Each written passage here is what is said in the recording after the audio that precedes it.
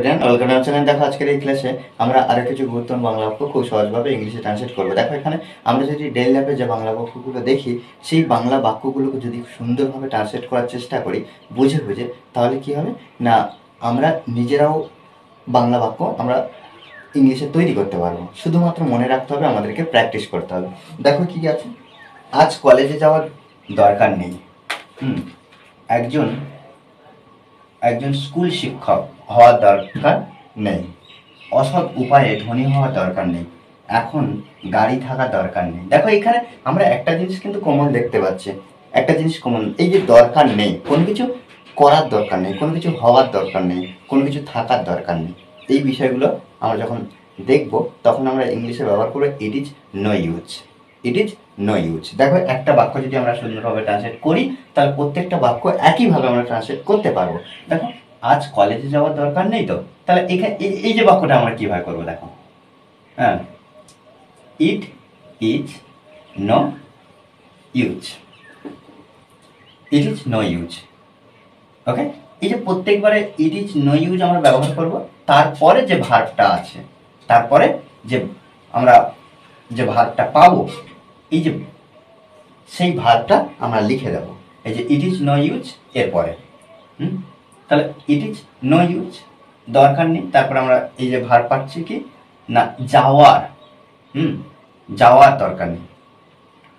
তাহলে আমরা সেই ভার্বের সঙ্গে আইএনজি যুক্ত করব, গোয়িং। গোয়িং কোথায়? কোথায় না কলেজে। কবে? আজকে। তাহলে আমরা এখানে টু কলেজ এখানে লিখে দেবো। টু কলেজ কোথায় না কলেজের কথা বলা হচ্ছে, কলেজ। তাহলে কি টু কলেজ, আজ টুডে। ওকে, একজন স্কুল শিক্ষক হওয়ার দরকার নেই। তাহলে এখানে it is no use. It is no use দরকার নেই। এখানে ভার্ব কোনটা? এখানে ভার্ব কোনটা? হওয়ার। এই যে হওয়ার আমরা দেখতে পাচ্ছি হওয়ার, ইউজ। তাহলে being,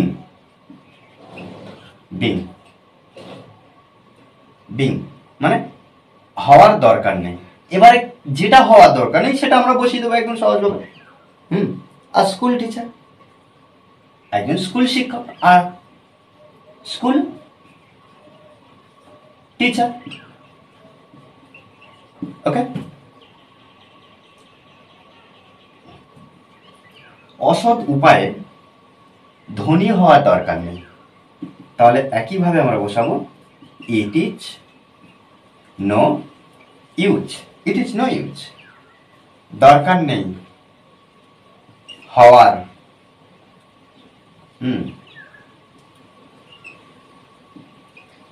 being, no use being. Being কি হওয়ার দরকার নেই? ধনী, রিচ। রিচ ধনী। অসৎ উপায়ে আমরা এখানে লিখতে পারি ইন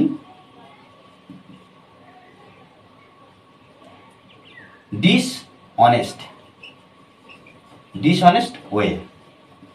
কেন? অসৎ উপায়। তাহলে কি ইট ইজ নো ইউজ দরকার নেই বিং হওয়া, কি হওয়া? রিচ ধনী। ইন ডিসঅনেস্ট ওয়ে অসৎ উপায়। এখন গাড়ি থাকার দরকার নেই।